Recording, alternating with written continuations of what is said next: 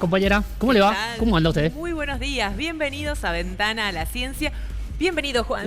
Un placer, como siempre, poder acompañarte otro sábado más, donde vamos a hablar mucho de ciencia, de tecnología, y vos tenés en esa carpeta un montón de cosas. Acá tengo mucha información porque vamos a hablar acerca de drogas psicodélicas y los posibles usos para la salud mental. Sí, sí. Además, les vamos a contar sobre microorganismos y levaduras que podrían servir para curar las enfermedades de las plantas. Sí, y en el tour de Ventana nosotros nos fuimos a recorrer, por ejemplo, un criadero de llamas, y aunque parezca algo simple, tiene su complejidad y lo vamos a poder ver en el transcurso de este programa. Y tecnología, ¿no? Y tecnología, claro, porque se presentó el iPhone 14 y vamos a hacer un informe particular sobre todo lo nuevo que mostró la compañía de Cupertino.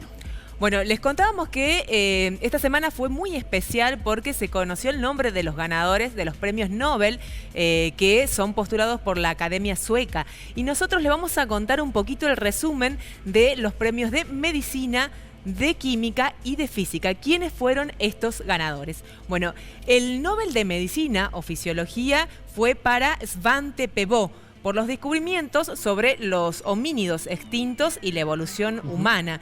Es biólogo, jefe del Departamento de Genética de nada más ni nada menos que el Instituto Max Planck de Biología Evolutiva en Alemania. El Nobel de Física es para un trío muy importante, Jan Clauser en compañía de Alan Aspect y Anton Selinger, que fueron distinguidos con este premio, y las investigaciones están relacionadas con el poder de la mecánica cuántica.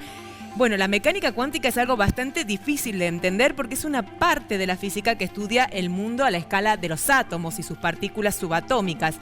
Son cosas tan pequeñas que nosotros no las podemos ver a simple vista y que se rigen por leyes que son distintas a la física clásica, que es más intuitiva y que nos permite predecir usando las leyes de Newton y de Einstein. Y finalmente, el premio de química, que es para tres también, Caroline Bertozzi, que es la primera mujer en estas nominaciones de estos premios científicos, Morten Meldal y Barry Sharpless. Estos científicos desarrollaron la química del clic, que es un modo de permitir unir y construir moléculas. El trabajo de estos ganadores les posibilitó el desarrollo de productos farmacéuticos, poder mapear el ADN y crear materiales que sean adecuados al propósito. Es decir, que han podido mejorar la orientación de productos farmacéuticos por ejemplo, con la idea de poder combatir el cáncer, ¿no? Con terapias mucho más directas. Así que estos son los tres premios que se conocieron hasta acá por parte de la Academia Sueca y que estamos tratando de entender a través de las distintas explicaciones de los científicos que nos cuentan los aportes que hicieron cada uno de estos investigadores muy célebres a partir de ahora, a partir de esta nominación y de este premio, por lo que han logrado. Y la voy a poner en un aprieto. Usted que sabe tanto de esto de la Fundación Nobel, del proceso selectivo, le voy a pedir que algún día haga un informe, y se lo digo al aire, la comprometo, de cómo es el proceso de selección de la Fundación Nobel para dar los premios Nobel. Usted que sabe tanto de esto, algún día nos va a tener que ilustrar. Bueno, a mí principalmente. Claro, y se postulan varios nombres y se ponen a ver cuáles son los descubrimientos que han dejado bases más importantes, ¿no? Como decíamos, en el caso de la medicina hablaba de la parte evolutiva y el estudio de los homínidos, y en el caso de la química, que fue el más reciente de los premios, tiene que ver en este caso con permitir mejores tratamientos para terapias ya dirigidas, como en el caso del cáncer. Y en el caso de, hablábamos de la física, el tema de la física cuántica, que es importante también el aporte que se ha realizado de esta física, que es como una física que se rige por cosas más extrañas que las concretas que conocemos normalmente en el mundo cotidiano. Mire usted. Y ahora hablando de estas cosas como extrañas y no tan concretas. ¿Es extraño esto que vamos a hablar? Es un poco extraño y bueno, vamos a hablarlo desde acá, desde Ventana a la Ciencia. Vamos a hablar acerca de drogas psicodélicas. Eso. Sí, bien, eso, es un nombre como bien pomposo el nombre. Bien pomposo, me quito la palabra de la boca, sí, tal cual. Pero en su aplicación posible para la salud. ¿Por qué? Porque venimos de un esquema un poco prohibicionista, que inclusive el estudio de estas drogas no estaba muy permitido, no era bien visto, y ahora ha comenzado una especie de cambio de paradigma donde se están realizando estudios, se está teniendo otra apertura científica, se están permitiendo los estudios y vamos a ver cuán prometedoras o no pueden ser estas terapias. Por eso estamos con Pablo Abdulhamid, que es psiquiatra, es miembro de INECO, que es el instituto también que tiene Facundo Manes en Buenos Aires. Bienvenido, Pablo, un gusto. Muchas gracias por la invitación. Es un placer estar acá. Esperemos poder responder a sus preguntas y dejarlos contentos con eso. Temo tu colega las preguntas que me va a hacer. No, por favor. Estoy condicionado. No, por favor. No me mate. Me voy a portar bien, le prometo. Bueno, muchas gracias. Bueno, Pablo, contanos qué probabilidades hay de que estas drogas psicodélicas abran un camino importante en el tratamiento de enfermedades mentales.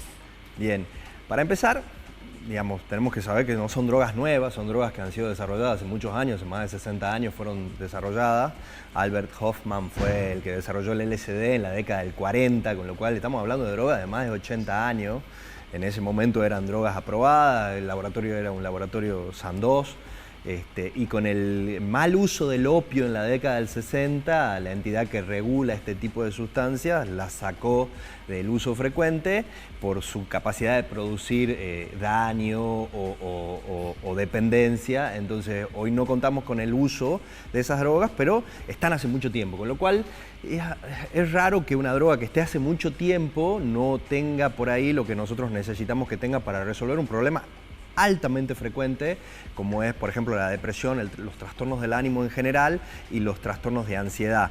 En este punto, cuando nosotros hablamos de porcentajes, estamos hablando de entre el 15 y el 30% de las personas a lo largo de su vida pueden sufrir algún trastorno del ánimo o de ansiedad, con lo cual sería sumamente importante encontrar sustancias que puedan ayudarnos a resolver, a remitir estos cuadros, ¿no? Estamos diciendo que 3 de cada 10 personas en algún momento de nuestras vidas vamos a tener depresión o ansiedad. O algún trastorno de ansiedad. O algún trastorno de ansiedad. Y con lo que esto, digamos, con el impacto que esto tiene en el desempeño y en la calidad de vida de la gente, ¿no? O sea, estamos hablando porque afecta a otras áreas, ¿no? Afecta a la parte laboral, emocional. Por supuesto, la social. Y estamos hablando de la principal causa de discapacidad actualmente. Entonces, en este punto y no teniendo drogas que sean marcadamente efectivas para resolver estos cuadros, encontrar sustancias que quizás hoy tenemos y no hemos desarrollado como deberíamos, nos vendría muy bien como opciones terapéuticas. Cuando hablamos de psicodélicos, hablamos de sustancias que son capaces de producir un estado de euforia o de alteraciones de la sensopercepción. Los clásicos serían, por ejemplo, la psilocibina y el LSD. Cuando hablamos de sustancias empatógenas que generan empatía, que generan de alguna manera un aumento en la capacidad de resiliencia o de tolerancia al malestar, hablamos en este caso del MDMA, que lo contiene al éxtasis. Digamos, siendo generalistas y sin entrar en mucho detalle, el MDMA es lo mismo que el éxtasis, siendo que no es así porque el éxtasis lo contiene y tiene otras cosas. Y después tenemos sustancias disociativas, como por ejemplo la ketamina y la esketamina. Hoy en día la única sustancia aprobada en Argentina por la ANMAT, en Estados Unidos por la FDA para el uso, en este caso para el tratamiento de la depresión resistente al tratamiento, es la esketamina. Hoy contamos en el mercado con la esketamina para el tratamiento de la depresión resistente y para el riesgo para sí en estas personas que tienen depresión. Ahora, Víctor, te quiero preguntar, perdón Dani, sí. te quiero preguntar, el hecho de tener una cultura muy prohibicionista dentro de Occidente, ¿influye también en esto del desarrollo o la investigación sobre las posibles drogas y sus posibles derivados? Sí, yo creo que sí, porque hoy en día no tenés la posibilidad de investigar abiertamente como con otros medicamentos y además porque son sustancias que ya han sido desarrolladas hace mucho tiempo, entonces los que generalmente hacen la inversión en este tipo de investigaciones, que sería la industria farmacológica, al no ponerla a la investigación queda ya en entidades privadas o en universidades, por ejemplo. Entonces lo más importante para este tipo de cosas es el recurso económico. Ahora, estamos diciendo que algunas drogas, como decíamos recién, la psilocibina, que a veces son mal vistas, ¿no? Porque, o también las drogas que se usan a veces en las fiestas, se las relacionan mucho a las fiestas. El éxtasis. A las fiestas electrónicas, podrían tener una mirada distinta y ser apuntadas hacia la salud, ¿no? Porque siempre se las ve como en un consumo más... problemático. No, o problemático o tal vez, digamos, de un consumo más social, recreativo y no vinculada a la salud, ¿no? Totalmente. A ver, básicamente sería esto, el consumo recreativo. Problemático sería cuando ese consumo recreativo se convierte en un problema. Una adicción. Y, a ver, yo puedo no tener una adicción. A ver, consumo problemático sería, yo no tengo una adicción porque no tengo la dependencia a la sustancia, no lo hago todos los días ni frecuentemente, pero cada vez que lo hago tengo problemas. Claro. Eso sería un consumo problemático. Yo puedo tener un consumo recreativo y si nosotros no tenemos cuidado con esto que estamos diciendo y de repente algunas personas se agarran de lo que decimos, entonces no está mal hacerlo, liberamos el uso de estas sustancias sin ninguna supervisión médica. Quiero que quede claro que estas sustancias se usan con mucha supervisión médica, claro. Tanto la psilocibina como el LSD se hacen en situaciones cuidadas, con médicos, con controles, se toma la presión arterial, las dosis son súper bajas, claro, no estamos hablando... En una fiesta, claro, no estamos hablando de una fiesta, claramente. Ni del uso recreativo, ni del uso, claro, discrecional de la gente, sino de un uso supervisado médico muy puntual para una patología muy concreta. Totalmente. En este caso estamos hablando de una patología relacionada con el ánimo o con una patología relacionada con la ansiedad y en el caso puntual por ahí del LSD y de la psilocibina más que nada en personas que tienen, por ejemplo, una enfermedad terminal como sería el cáncer, ¿no? O sea, no es en cualquier persona o no, los estudios hoy en día no es en personas que tienen solamente un trastorno del ánimo o solamente un trastorno de ansiedad. En este punto, a ver, que nosotros no tengamos más información puede tener que ver con esto que decíamos, con lo restrictivo que está el estudio en estas sustancias, o por ejemplo en el cannabis o el desarrollo de los cannabidioles. Eso es algo que ya lleva varios años y sin embargo no explotó todavía. Justamente eso iba mi pregunta. ¿Puede ser el cannabis, en el buen sentido se lo voy a decir, el caballo de Troya para poder entrar en el mundo de la ciencia de las drogas sociales, por decirlo de alguna manera, y poder descubrir otros múltiples usos?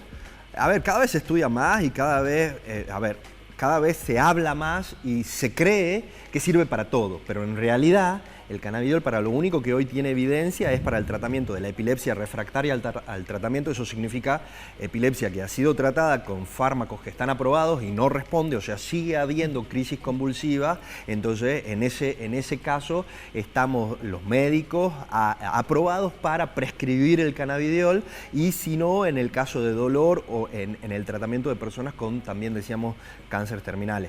Yo creo que sí, en la medida que vaya sucediendo esto, se va a ir abriendo la ciencia a la investigación básica en este tipo de fármacos o de drogas. O sea, hoy todavía son llamadas drogas. Claro. La pregunta es, ¿las llamaremos fármacos algún día?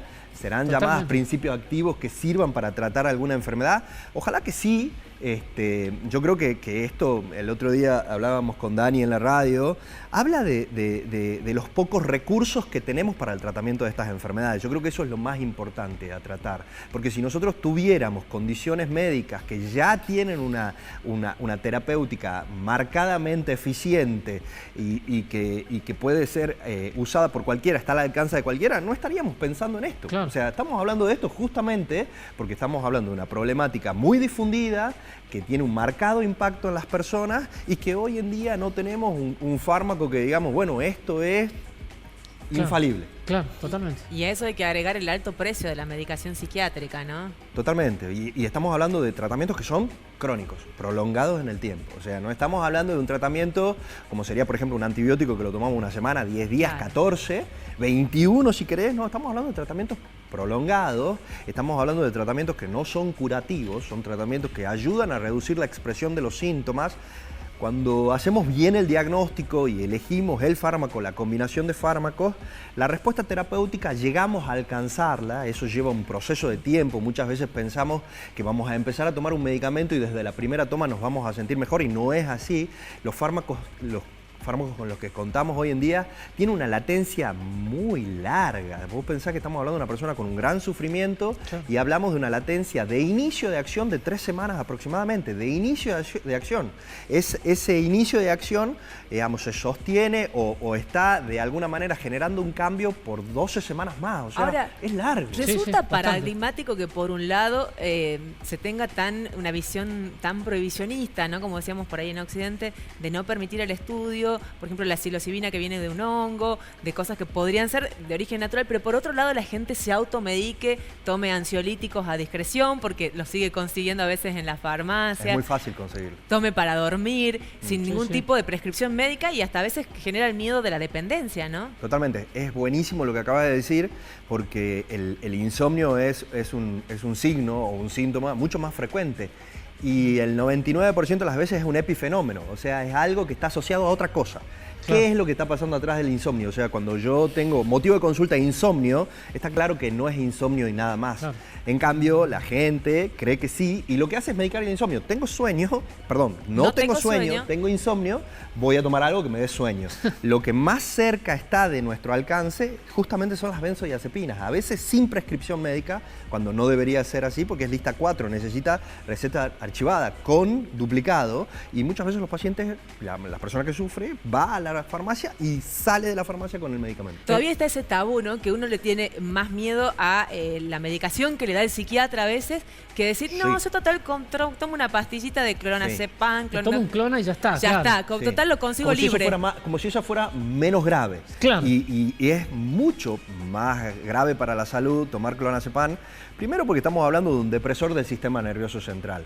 Dosis dependiente, yo puedo generar una disminución en mis funciones cognitivas, una disminución en mis funciones motrices, aumenta el riesgo de caída, tiene algo que nosotros llamamos tolerancia, que es la necesidad de escalar de dosis para conseguir el mismo efecto inicial. Y si eso no tiene supervisión, tomamos grandes dosis. A largo plazo trae problemas de memoria, es malísimo. Es malísimo. Digamos, No perdón, automedicarse, no. así ya como para Sí, finalizar. eso nos queda como concepto, Como doctor. Como concepto. concepto general Me automedicarse. quedo tranquilo si les transmito. El mensaje ha llegado. Bueno, Pablo, muchísimas gracias por la visita a Canal 10. Es un placer, muchas gracias a ustedes.